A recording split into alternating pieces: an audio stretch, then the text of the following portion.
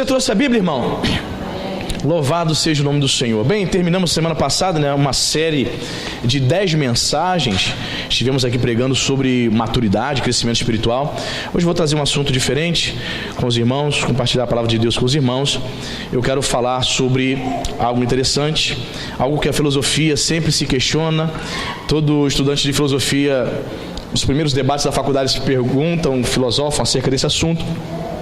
O título dessa mensagem nesta noite é 5 perguntas que todo homem faz de si mesmo. Geralmente no campo de filosófico, eles fazem essa questão, essas perguntas, e nós também fizemos quando nós não conhecíamos ao Senhor.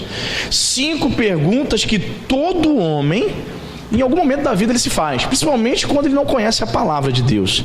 A filosofia pergunta, e quem é que responde? A teologia responde, amém, irmão? A Bíblia responde. Então vamos ver 5 perguntas que todo homem faz de si mesmo.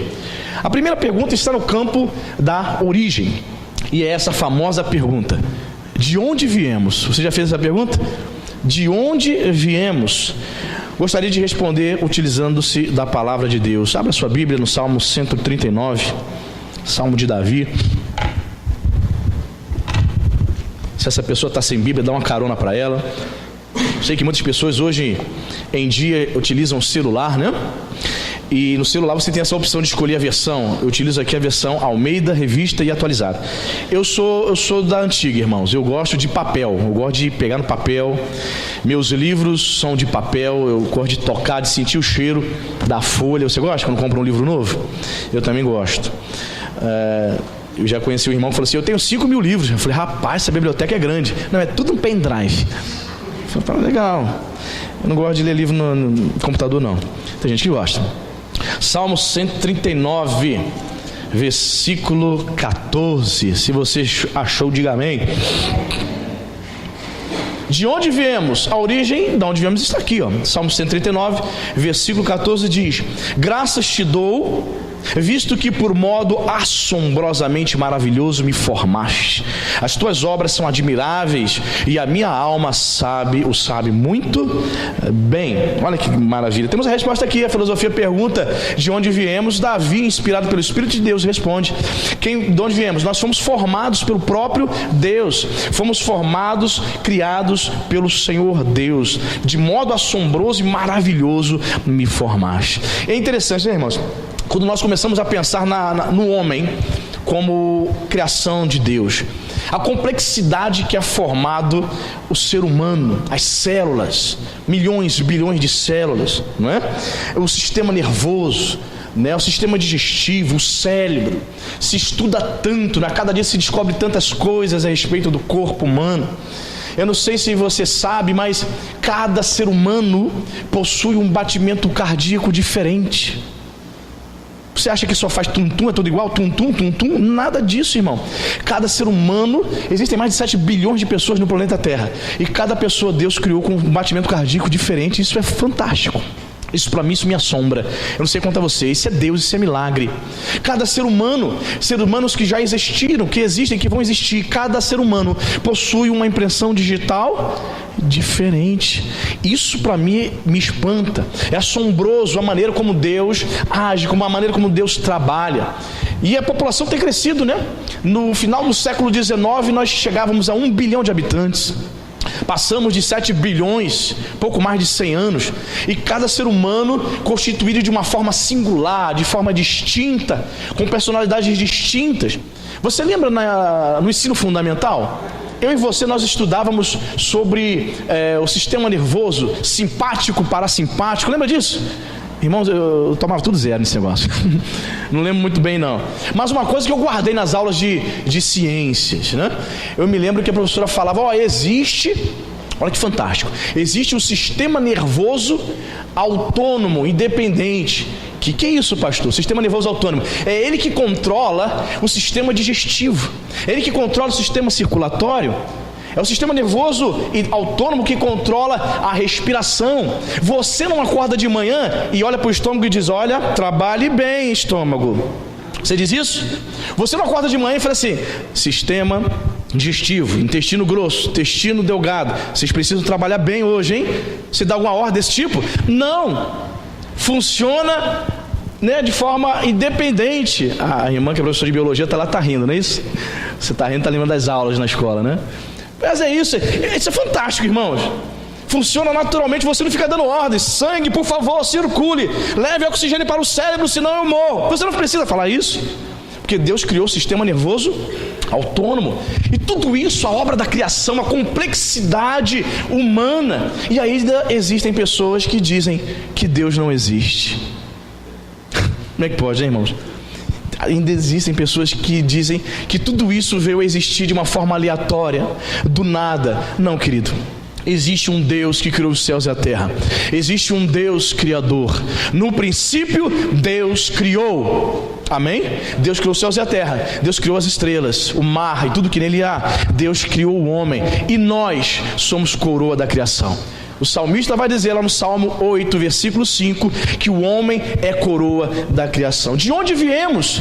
De onde viemos? A Bíblia, a teologia responde: nós fomos criados por um ser inteligente, pelo Deus de toda a terra. Amém, queridos?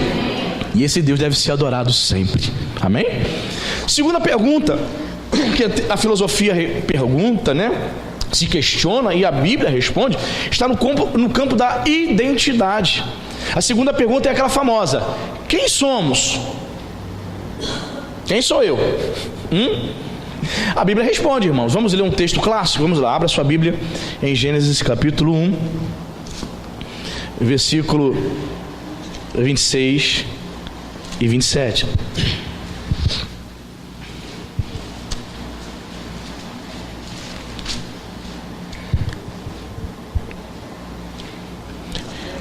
O livro dos Começos, capítulo 1, versículo 26 e 27, diz assim: também disse Deus: façamos o homem à nossa imagem, conforme a nossa, tenha ele domínio sobre os peixes do mar, sobre as aves do céu, sobre os animais domésticos, sobre toda a terra e sobre todos os répteis que rastejam pela terra.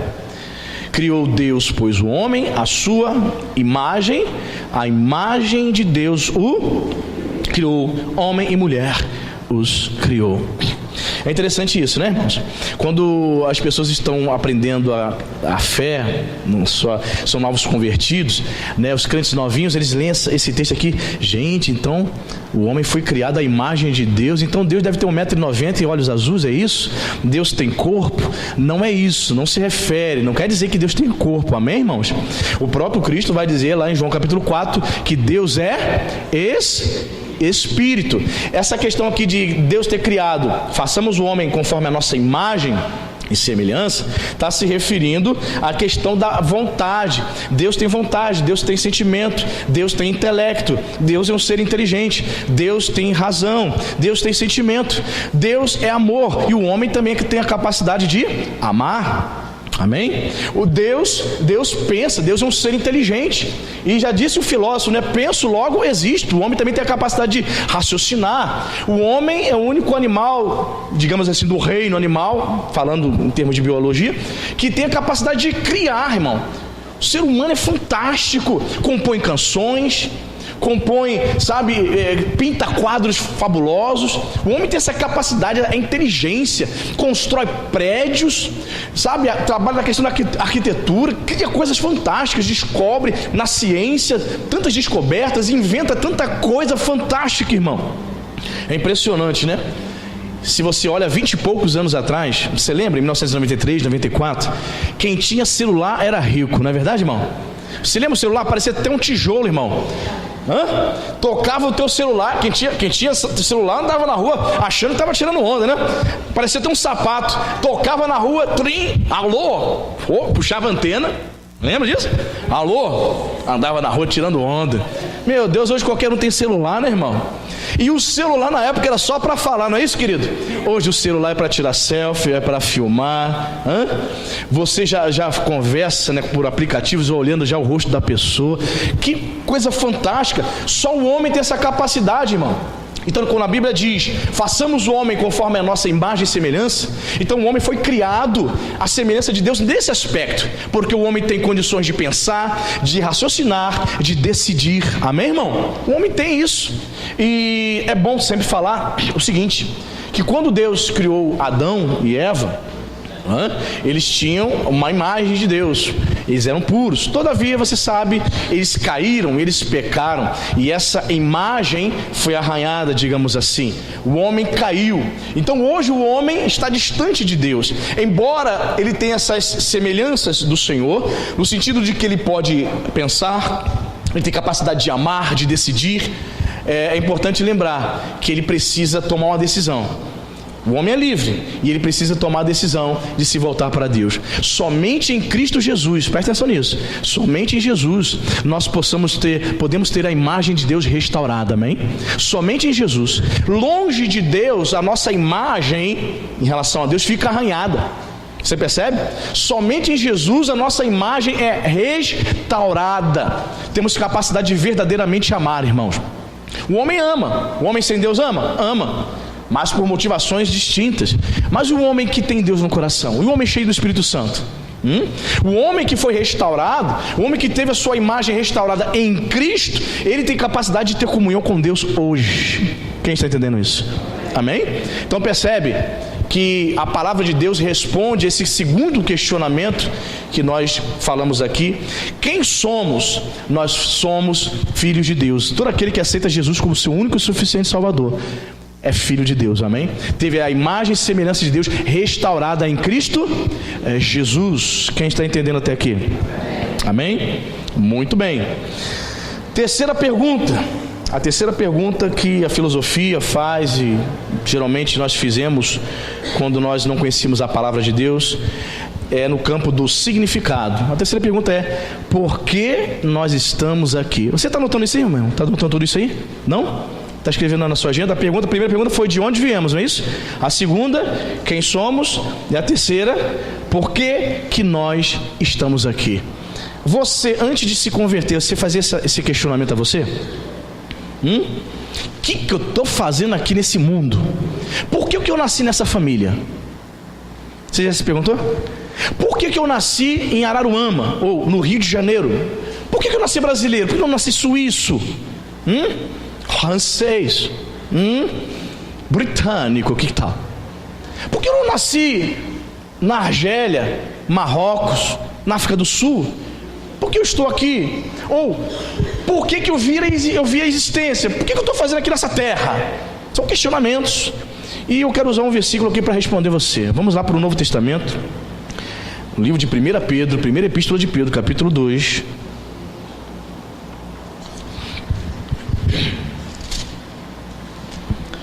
Primeira epístola de Pedro, capítulo 2. Lá no finalzinho da Bíblia. Verso 11.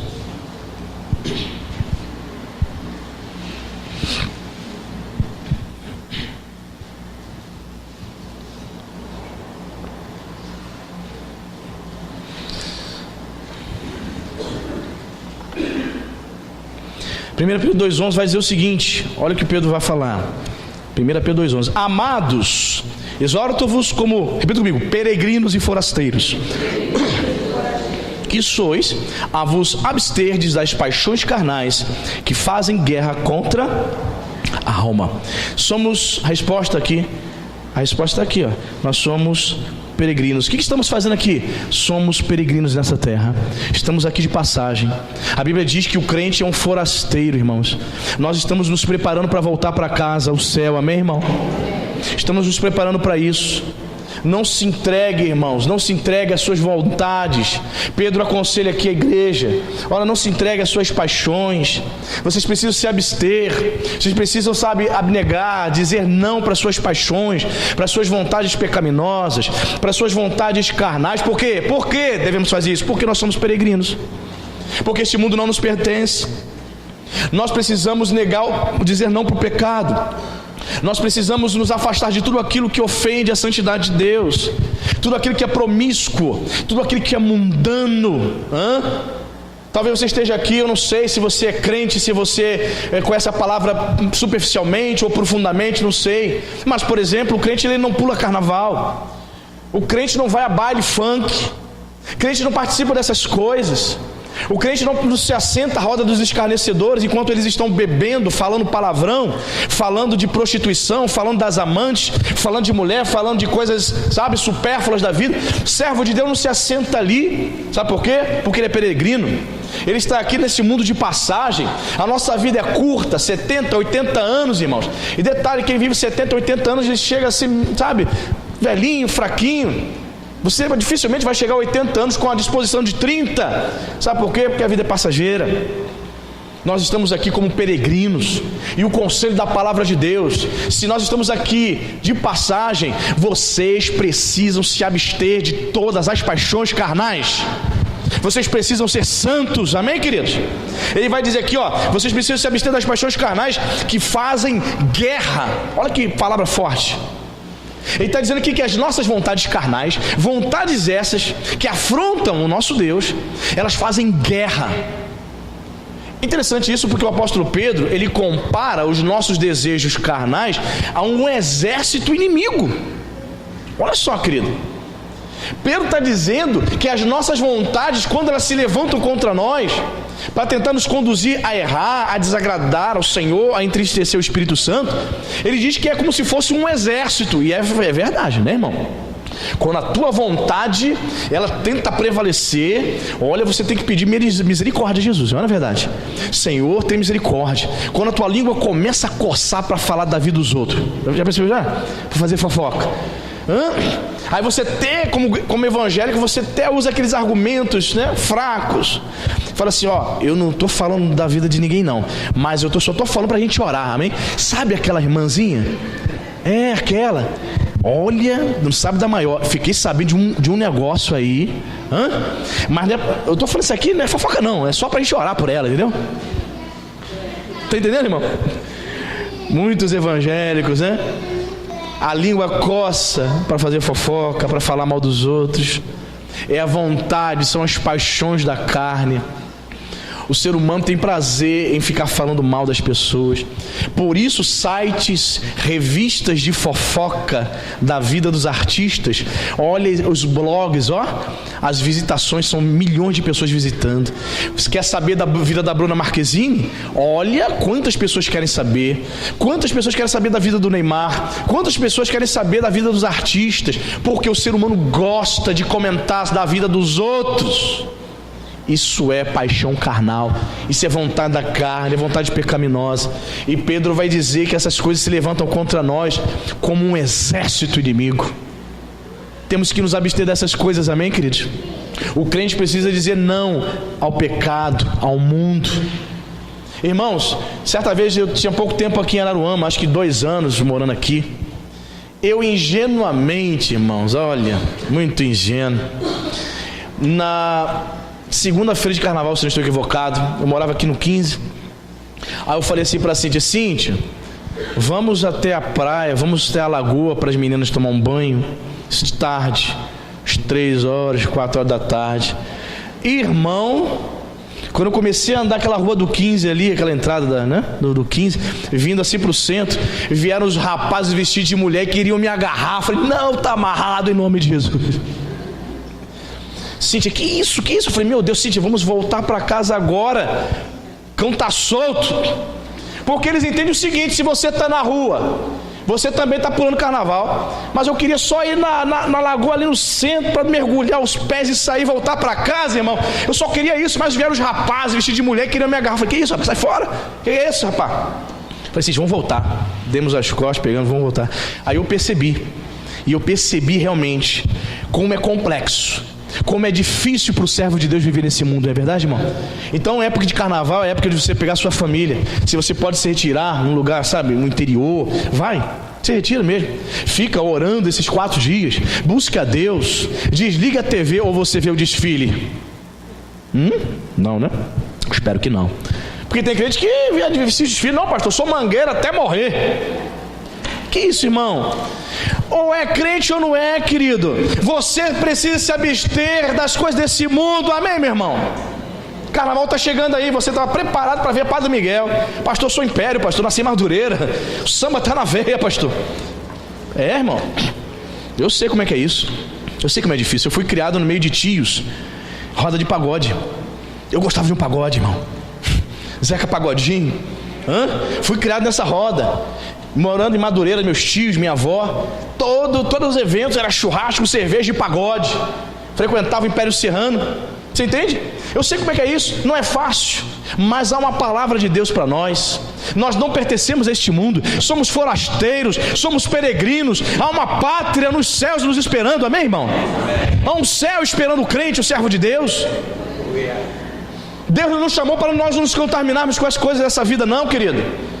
Ao crente não, pastor, não, pastor, o senhor está doido, eu não vou, pastor, eu não vou para o centro porque os blocos estão ali, mas fica em casa assistindo todos os desfiles. Aí na quarta-feira de cinza, estou torcendo para Mangueira, bateria 10, como é que é isso, irmão? A palavra está clara aqui, ó. Precisamos nos abster das paixões da carne, querido. Nós estamos voltando para casa, irmão. Nós não podemos nos contaminar com as coisas desse mundo, querido. Olha, quantos são aqueles crentes assim que não estão firmes, que chega a época de carnaval, olha, meu Deus do céu. Não, pastor, não tem nada a ver, daqui a pouco está lá na praça. Não, pastor, só estou dando uma voltinha, só estou olhando as modas, o movimento. Crente se consagra, vai buscar Deus, amém, querido? Vai buscar o Senhor, consagra a tua vida. Essa terra aqui, esse mundo não pertence a você não. Você é forasteiro, você é peregrino. Amém, querido? Você é forasteiro. É interessante, se uma pessoa que é do sul ou do nordeste se achega, vem morar, vamos supor que ele seja seu vizinho, e você fala: oi vizinho, tudo bem? Prazer, sou fulano, qualquer coisa estamos aí, eu moro aqui, tá bom? Aí o vizinho fala assim: ó, gente, tudo bom? Eu vim lá da Recife. Aí você falou: que bacana, nordestino. Você percebe que ele não é daqui, que ele é forasteiro. Você percebe pelo repita comigo, sotaque. O americano também percebe quando o sujeito vem da Inglaterra para os Estados Unidos, porque o americano, o inglês britânico tem sotaque diferente do inglês dos Estados Unidos. Então você vê claramente que o americano, ele até faz chacota, até fica brincando, escarnecendo do inglês que vem da Inglaterra para morar nos Estados Unidos por causa do sotaque. Quem mora também no sul dos Estados Unidos, no Texas, que são chamados os caipiras, eles também têm sotaque. Assim também no Brasil. Então nós percebemos que há um sinal que evidencia que aquela pessoa é uma estrangeira. Querido, tem que haver diferença. Você é estrangeiro, você não pertence a essa terra, amém? Tem que haver um sinal, tem que haver algo que identifique que você é servo e serva de Deus. As pessoas têm que perceber.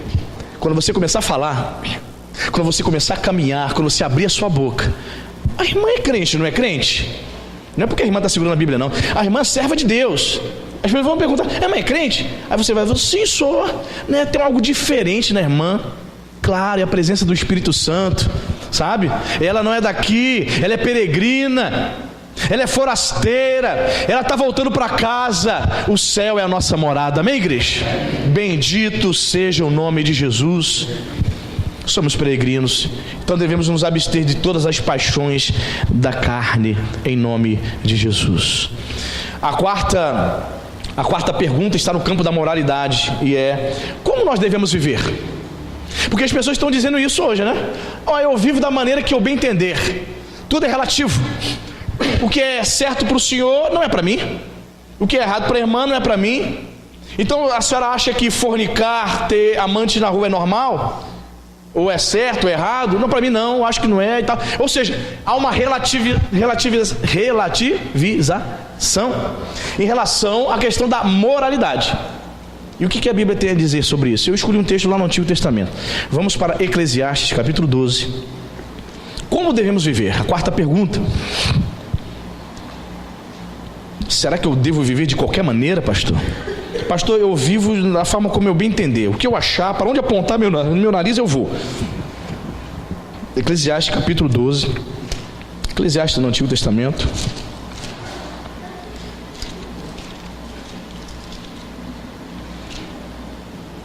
Depois de Salmos, depois de Provérbios. Capítulo 12.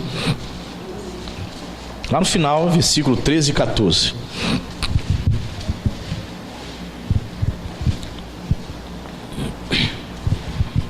Você achou?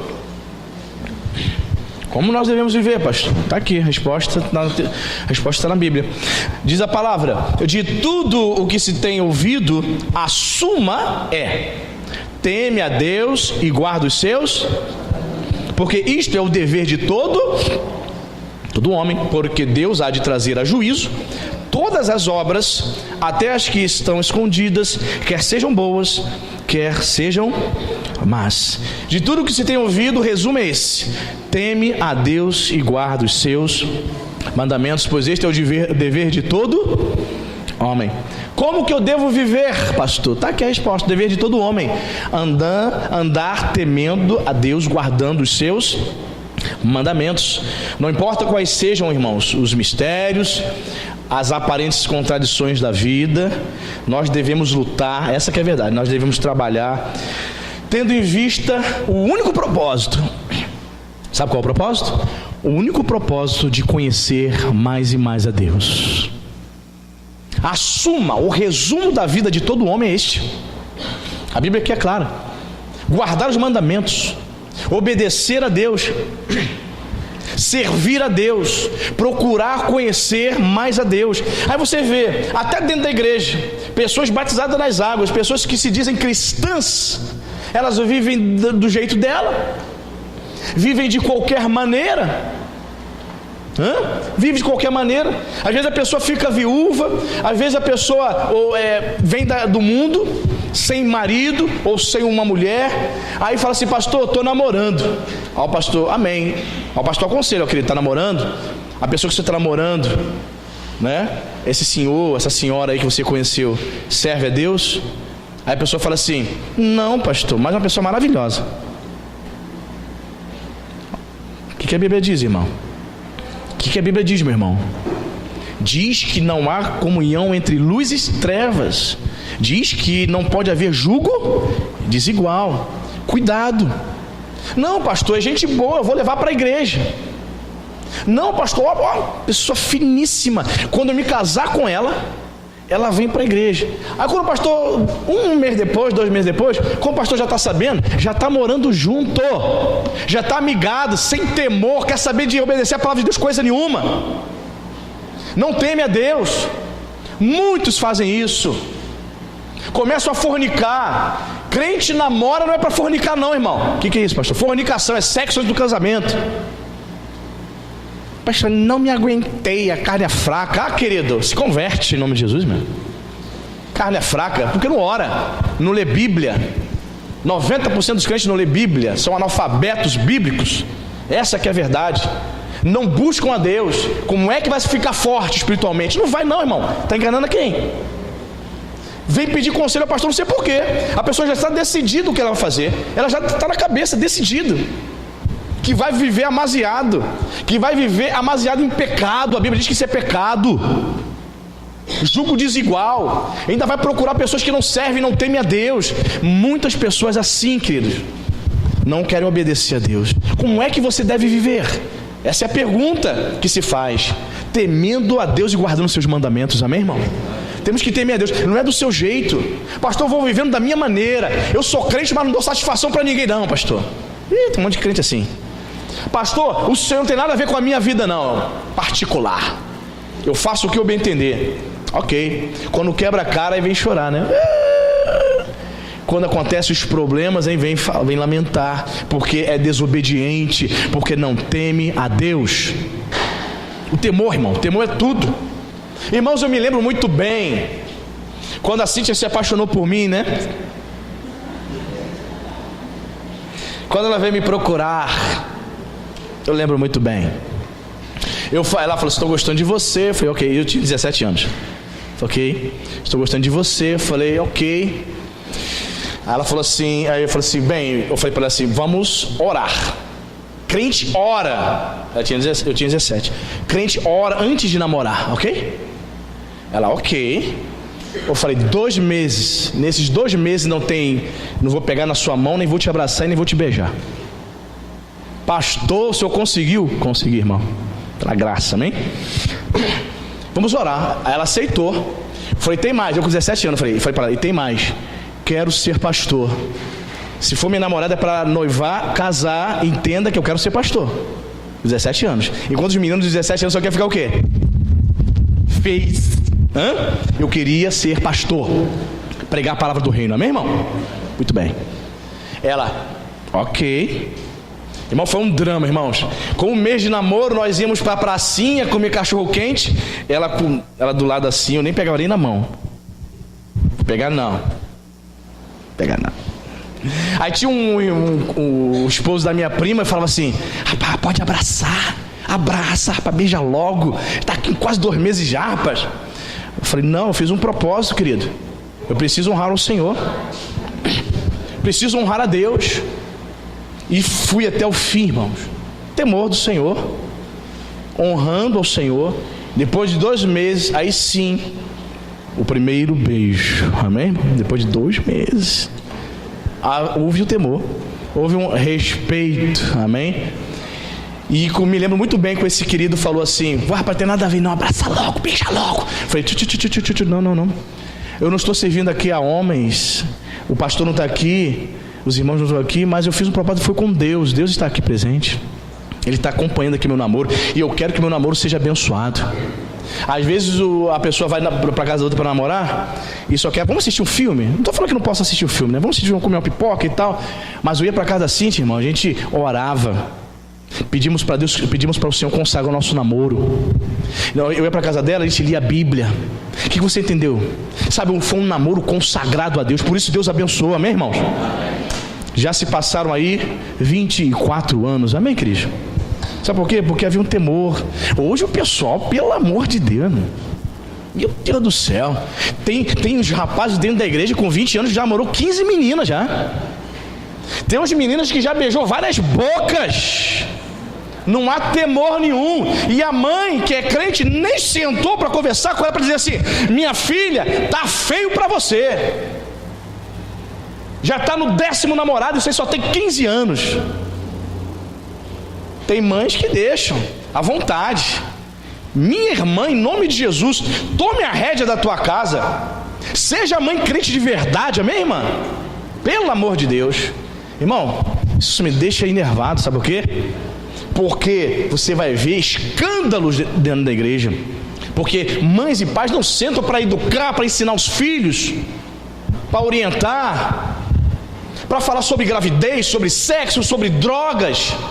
Ou você acha que não oferece isso para os nossos filhos na escola?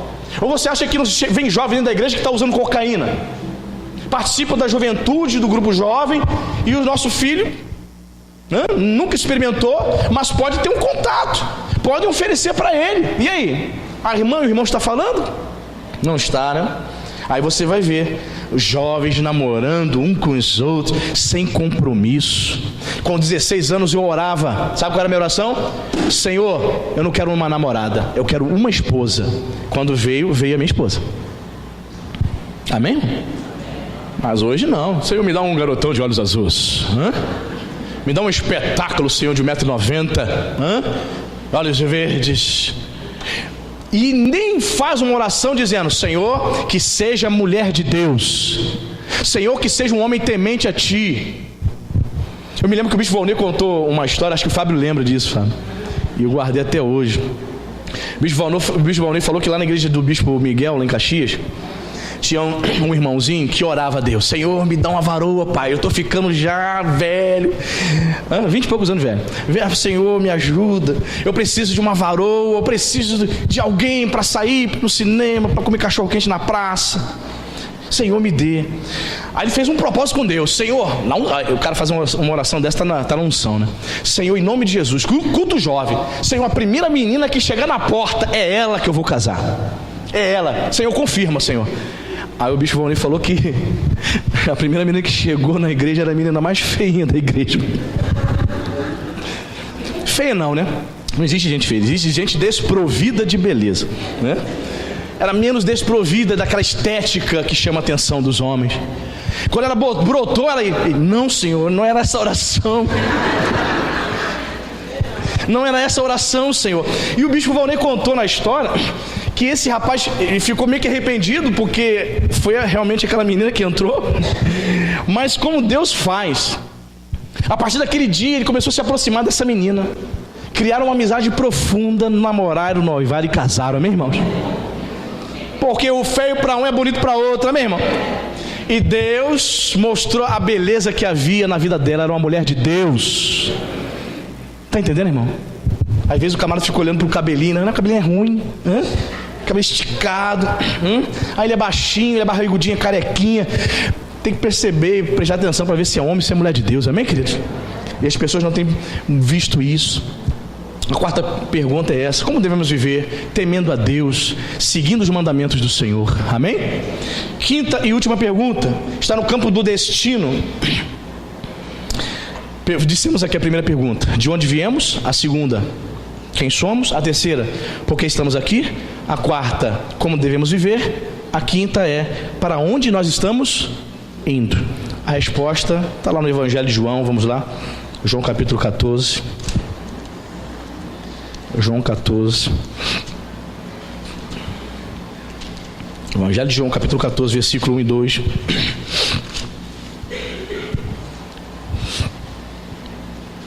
Para onde nós estamos indo? A Bíblia responde, Jesus responde. João 14, 1, você achou? Diz a palavra de Deus assim, ó: não se turbe o vosso, credes em Deus, crede também em mim. Na casa de meu pai há muitas, se assim não fora, eu vou-lhe teria dito, pois vou preparar-vos lugar. E quando eu for e vos preparar lugar, voltarei e vos receberei para mim mesmo, para que onde eu estou, estejais vós também. Aonde Jesus está agora? Aonde Jesus está agora? Está onde? No céu, irmão. Então ele faz uma promessa, ele diz que ele vai voltar para nos levar para onde ele está. Aqui está falando do arrebatamento da igreja, amém, queridos? Jesus voltará para buscar o seu povo. E ele promete aqui: eu vou preparar lugar. Lá na casa do meu pai há muitas moradas. As pessoas pensam que o céu é o que ela vê nos filmes e nos desenhos animados, um lugar onde tem bastante fumaça e você fica tocando harpa com os anjos. Não é isso? Não, a morada. E eu fiquei pensando nisso: meu Deus, eu moro de aluguel, não sei se eu vou conseguir um dia comprar minha casa própria, mas é certo que eu teria uma morada lá na eternidade, amém, irmão? Pelo menos lá, Jesus. Aí a pessoa fala: pastor, por que o senhor não financia uma casa pela Caixa Econômica Federal? Irmão, eu não consigo me ver pagando uma casa há 30 anos. Perdoe-me se você consegue, ou se você conseguiu, mas eu não me vejo chegando aos 75 anos ali, aquela mensalidade. Eu sei que vai diminuindo o valor, mas eu não me vejo também morando na mesma casa há 30 anos também, não. Você se vê? Minha mãe mora na mesma casa há 36 anos. E quando eu chamo a minha mãe para vir aqui: mãe, vem para lá, fica aqui um pouquinho, mãe, para respirar o ar da lagoa. Ela: se eu for, eu vou no mesmo dia e volto. Falei: por quê, mãe? Não deixo minha casa sozinha, não. Eu gosto da minha casa. Falei: puxa, mãe, deixa a casa, 36 anos morando nela, deixa ela um pouquinho. Pois é, querido, nós valorizamos o nosso lar. Talvez você tenha uma casa própria, ou talvez você pague aluguel numa casa. Mas o interessante é que o Senhor Jesus está preparando morada lá no céu. Na casa de meu pai há muitas moradas. Interessante que ele diz o seguinte: se assim não fora, versículo 2, eu vos teria dito. Veja que se não houvesse uma morada eterna, se não houvesse um céu para nós morarmos, Jesus teria dito também: olha, morreu, acabou. Esse negócio de cruz do Calvário aí, acreditar em mim, já estou mandando a real. Morreu, acabou. Não existe céu, nem inferno. Se fosse isto, o Senhor Jesus teria dito. Ele é bem claro aqui. Ele não nos deixa sem esperança, amém, queridos? Ele não permite que o crente venha se basear a sua vida em falsas esperanças. Há um céu para nós, amém, irmão? E ele virá nos buscar. E quando eu for, verso 3, e quando eu for e vos preparar lugar, eu voltarei e vos receberei para mim. Aquele que serve a Jesus, aquele que um dia reconheceu Jesus como o seu único e suficiente Salvador, aquele que obedece ao Senhor, ama a esse Senhor, um dia Ele voltará e Ele vai receber você. Aonde? Na casa do Pai, porque na casa do Pai há muitas moradas. Você crê? Eu também creio. Amém, queridos? Aplauda o nome de Jesus. Bendito seja o nome de Jesus. Nós cremos, Senhor. Aleluia. Fique de pé. Louvado seja o nome de Jesus. Eu gostaria de orar pela sua vida. Amém? Isso, feche seus olhos. Aleluia. Obrigado, Senhor Jesus, pela tua palavra, Pai. Pai, nós cremos que o Senhor nos criou. Cremos que somos criação, coroa da criação do Senhor. Nós cremos, meu Pai, que somos filhos de Deus. Cremos, meu Pai, que nós estamos aqui para te glorificar. Somos peregrinos, somos forasteiros, Senhor. Esse mundo não nos pertence. Estamos aqui, Senhor, de passagem. Temos aprendido isso contigo. Por isso nós não queremos nos contaminar com as coisas desse mundo, Pai. Por isso nós queremos, ó Pai, fugir de tudo aquilo que desagrada e que entristece o teu coração. Queremos ter comunhão apenas com o Senhor, não com as coisas pecaminosas desta vida, Senhor. Bendito seja o teu nome. Nos ensine, Senhor, a vivermos aqui, Senhor, neste mundo, em obediência à tua palavra. Meu Pai, muitas pessoas, elas querem viver as suas vidas de qualquer maneira. Muitas pessoas declaram: eu sou dono do meu próprio nariz, eu faço o que eu bem quiser, o que eu bem entender. Meu Deus, como seus filhos, como servos do Senhor, nós não falamos dessa maneira, nós não cremos dessa maneira. Nós declaramos, meu Pai, que a nossa vida pertence a Ti. E nós queremos viver, meu Pai, esta vida aqui nesta terra, glorificando o Teu nome. Queremos viver, meu Pai, aqui neste mundo, meu Pai, reconhecendo que não há outro Deus como Tu, reconhecendo, meu Pai, que Tu és Senhor das nossas vidas, que Tu és soberano. Então nós te pedimos, venha sobre nós e reina em nome de Jesus. Se assenta, Senhor, no trono do nosso coração, governa os nossos pensamentos, as nossas vontades, em nome de Jesus. Que as nossas paixões, os nossos desejos pecaminosos, meu Senhor, que nós possamos a cada dia, Senhor, mortificá-los pelo poder do Espírito Santo, Pai. Abençoa esta igreja.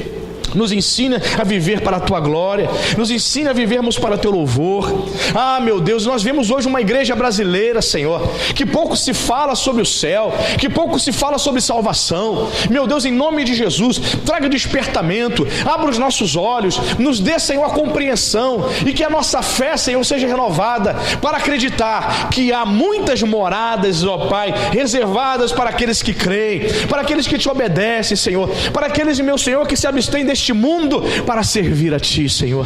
Prepara, Senhor, morada. Meu Deus, eu creio, Pai, que um dia o Senhor virá nos buscar. Eu creio que um dia o Senhor irá nos receber. Eu creio que o Senhor está preparando aqui pessoas, meu Senhor, para morar em mansões celestiais. Aleluia. Obrigado, Espírito Santo. Que esta palavra, Deus, venha ficar guardada em nosso coração, Senhor. E quando as pessoas lá fora, Senhor, que não conhecem a Tua palavra, começarem a perguntar, Senhor, de onde viemos, quem somos, para onde vamos, qual é o nosso destino, meu Deus, que nós possamos ter a resposta para dar, baseada na Tua palavra, Senhor. Que a nossa resposta, Senhor, seja os Teus preceitos, os Teus mandamentos. Abençoe, meu Pai, esta igreja, abençoe este povo. Conceda-nos, meu Senhor, um restante de semana abençoado na Sua presença. É o que nós te pedimos e te agradecemos em nome de Jesus. Que se você crê, diga amém e diga graças a Deus. Amém?